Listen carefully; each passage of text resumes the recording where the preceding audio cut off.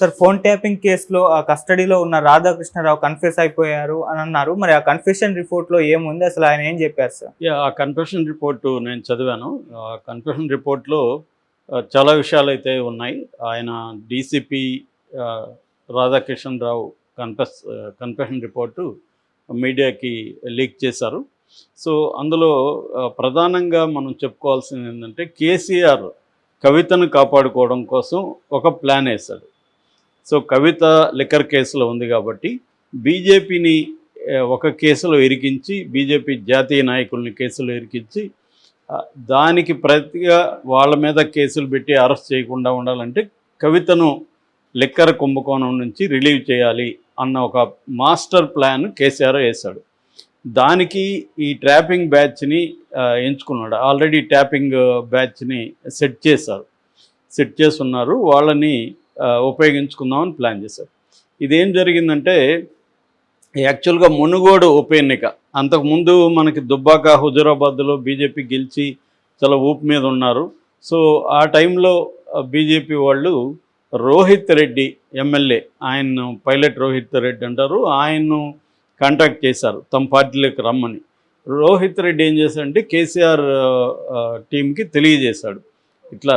దాన్ని కేసీఆర్ ఏం చేశాడంటే, దీన్ని ఉపయోగించుకొని మనం ట్యాప్ చేద్దామని ప్లాన్ చేసి కేసీఆర్ తన మనుషుల్ని, తన కులానికి సంబంధించిన కొంతమంది ఎమ్మెల్యేలని బీజేపీ టచ్లోకి వెళ్ళమన్నాడు.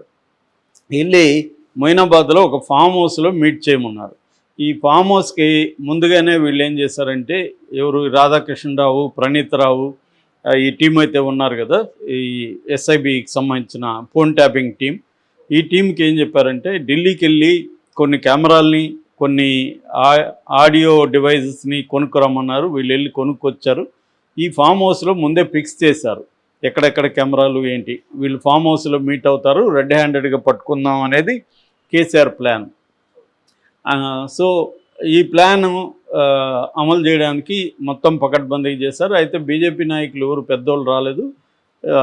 కేరళకు సంబంధించిన అమృతానందమయి ఇన్స్టిట్యూట్లో ఉన్న నందు, ఇంకెవరో వాళ్ళు వచ్చారు. సో వాళ్ళని ఈ కెమెరాలతో ఇవన్నీ చేసి మొయినాబాద్ కుట్ర అని చెప్పి బయటికి తీసి బిఎల్ సంతోష్ని అరెస్ట్ చేయాలని అనుకున్నారు.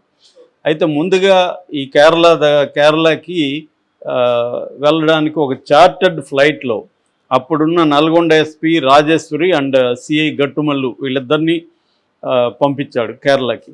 అయితే వాళ్ళు ఆల్రెడీ ఎస్కేప్ అయిపోయి వాళ్ళు దొరకల. సో అప్పుడేం చేశారంటే, ఈ రోహిత్ రెడ్డితో మాట్లాడిన ఆడియో ఉంది కదా, దీన్ని బేస్ చేసుకొని బిఎల్ సంతోష్ని అరెస్ట్ చేయాలని ఢిల్లీలో ట్రై చేశారు. అది కూడా వర్కౌట్ అవ్వాల. ఈ లోపల కోర్టు ఏం చేసింది, దీన్ని సిబిఐకి ఇచ్చేసింది. సిబిఐకి ఇచ్చినాక ఇంకా వీళ్ళ కంట్రోల్లో ఉండదు కదా. సో అలాగా అది ఫెయిల్ అయిందనమాట. సో ఇది ప్రధానంగా ఆయన కన్ఫెషన్ రిపోర్ట్లో చెప్పింది. అంటే కేసీఆర్ ట్యాపింగ్ను ఉపయోగించుకొని బీజేపీని తన కంట్రోల్లోకి తీసుకొని బీజేపీని ఇరికిచ్చేసి కేసులో, దానికి అప్పుడు బార్గెయిన్ చేయొచ్చు. కవితను మీరు కేసులో నుంచి రిలీవ్ చేస్తే నేను ఈ కేసులో నుంచి బిఎల్ సంతోషం చేస్తాను అని చెప్దామనేది కేసీఆర్ ప్లాను. గతంలో కూడా చంద్రబాబును కూడా ఇలాగే ఇరికిచ్చి చంద్రబాబుని ఇక్కడి నుంచి ఖాళీ చేయించడానికి కేసీఆర్ ప్లాన్ వేశాడు. అది కేసీఆర్కి వర్కౌట్ అయింది. అప్పుడు చంద్రబాబు ఏంటంటే అడ్డంగా ఇదే రేవంత్ రెడ్డి, చంద్రబాబు ఇరుక్కున్నారు. కాబట్టి చంద్రబాబు హైదరాబాదు ఉమ్మడి రాజధానిగా 10 ఏళ్ళు ఉన్నప్పటికి కూడా ఆయన వదిలేసి వెళ్ళిపోయాడు. అట్లాగే తెలంగాణలో కూడా నేను ఫంక్షన్ కానని చెప్పేసి ఇంకా వెళ్ళిపోవడానికి ట్రై చేశారు. సో ఇదే మెథడ్ని కేసీఆర్ ఉపయోగించుకున్నాడు. ఇది ప్రధానంగా ఆయన చెప్పింది. ఇది కాకుండా ఆయన చాలా విషయాలు చెప్పాడు. అదేంటంటే, కేసీఆర్ చాలామంది మీద నిఘా పెట్టించాడు. ఫర్ ఎగ్జాంపుల్, పర్సనల్గా ఎవరికైనా గడ్డి ఉంటాయి. కుత్బుల్లాపూర్ ఎమ్మెల్యే వివేకానంద ఉన్నాడు. ఆయనకు ఇబ్బంది పెడుతున్న సంకేర్ రాజు అని ఆయన మీద నిఘా పెట్టమన్నారు, మేము పెట్టాము. అట్లాగే ఈ ఐపీ రికార్డ్స్ అంతా కూడా మేము కలెక్ట్ చేసేవాళ్ళం ఎమ్మెల్యేలకు సంబంధించి. ముఖ్యంగా ప్రతిపక్ష పార్టీ నాయకులైన రేవంత్ రెడ్డి వాళ్ళ ఫ్యామిలీ మెంబర్స్ ఫోన్లన్నీ కూడా మేము ట్యాప్ చేసాము. అట్లాగే బండి సంజయ్ ఫోన్ ట్యాప్ చేసాము, అరవింద్ ఫోన్ ట్యాప్ చేసాము, తర్వాత తీగల కృష్ణారెడ్డి ఫోన్ ట్యాప్ చేసాము, ఈటెల, తర్వాత అరవింద్ నిజామాబాద్ ఎంపీగా ఆయన ఉన్నారు. అట్లాగే తాండూరు ఎమ్మెల్యేకి పోటీగా ఉన్న పట్నం మహేందర్ రెడ్డి ఆయన ఇది చేసాం. విత్ ఇన్ ద బీఆర్ఎస్ పార్టీలో వాళ్ళ మీద కూడా మేము నిఘా పెట్టాం. ఈటెల బీఆర్ఎస్ పార్టీలో ఉన్నాడు, అతని మీద నిఘా పెట్టమన్నారు, పెట్టాము. అట్లాగే ప్రవీణ్ కుమార్ మీద నిఘా పెట్టాము. ఆర్ఎస్ ప్రవీణ్ కుమార్ ఇప్పుడు వెళ్ళాడు, ఆయన బీఎస్పీలో ఉన్నాడు, ఆయన మీద నిఘా పెట్టాము. అట్లాగే కడియం శ్రీహరి, రాజయ్య వీళ్ళిద్దరి మధ్య గొడవ ఉంటే వాళ్ళిద్దరి మీద నిఘా పెట్టమన్నారు. సో వాళ్ళిద్దరి మీద కూడా నిఘా పెట్టాము. ఇది కాకుండా కాంగ్రెస్ వాళ్ళ మీద కూడా నిఘా పెట్టాం. మాజీ మంత్రి జానారెడ్డి కొడుకు రఘువీరారెడ్డి, తర్వాత వంశీకృష్ణ, కవంపల్లి సత్యనారాయణ, వీళ్ళ పేర్లందరూ కూడా ఆయన చెప్పారు.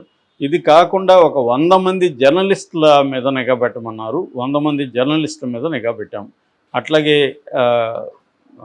ఆంధ్రజ్యోతి ఏబిఎన్ ఎండి రాధాకృష్ణ మీద, తర్వాత ఎన్టీవీ నరేంద్ర చౌదరి మీద, వీళ్ళ మీద కూడా నిఘా పెట్టమన్నారు, వాళ్ళ మీద కూడా నిఘా పెట్టాం. ఇది కాకుండా మేము పర్సనల్గా కూడా, అంటే ఇవన్నీ ఏమో కేసీఆర్ ఆధ్వర్యంలో ప్రభాకర్ రావు మాకు గైడెన్స్ ఇస్తే మేము చేసాం.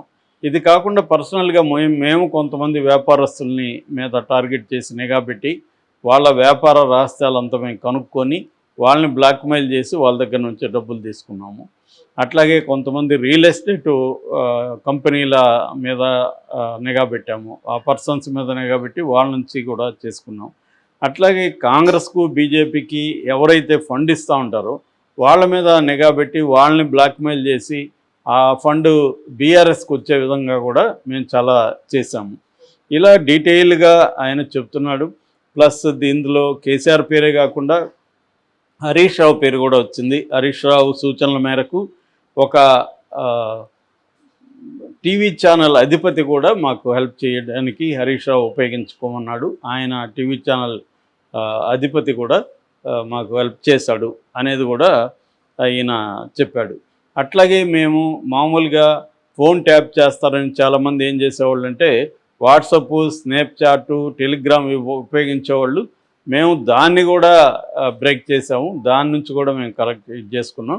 మేము మాత్రం ఎక్కువగా సిగ్నల్ అనే యాప్, స్నాప్చాట్ని మేము ఎక్కువ వాడేవాళ్ళం. మా కమ్యూనికేషన్కి ఎక్కువగా సిగ్నల్ అనే దీంట్లో వాడేవాళ్ళం.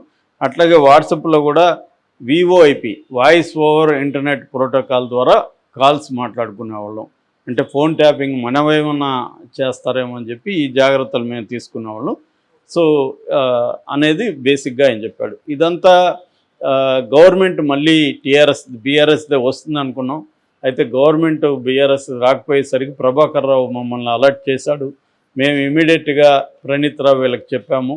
మా ఫోన్లు ఇవన్నీ కూడా మొత్తం ఫార్మేట్ చేసేసాము. గవర్నమెంట్ ఇచ్చిన వాటన్నిటిని కూడా ఫార్మేట్ చేసి తిరిగి ఇచ్చేసాము. తర్వాత ఎక్కడెక్కడైతే ఈ డేటా ఉందో దాన్నంతా ధ్వంసం చేయమని ప్రణీత్ రావుకి చెప్పాము. సో ఇదంతా మాకు టెలిగ్రాఫ్ చట్టాన్ని ఉల్లంఘిస్తున్నామని తెలిసే చేశాము ఈ పని. అందుకనే దీన్ని చాలా సీక్రెట్ ఆపరేషన్ లాగా చేశాము అనేది అతను చెప్తున్నాడు.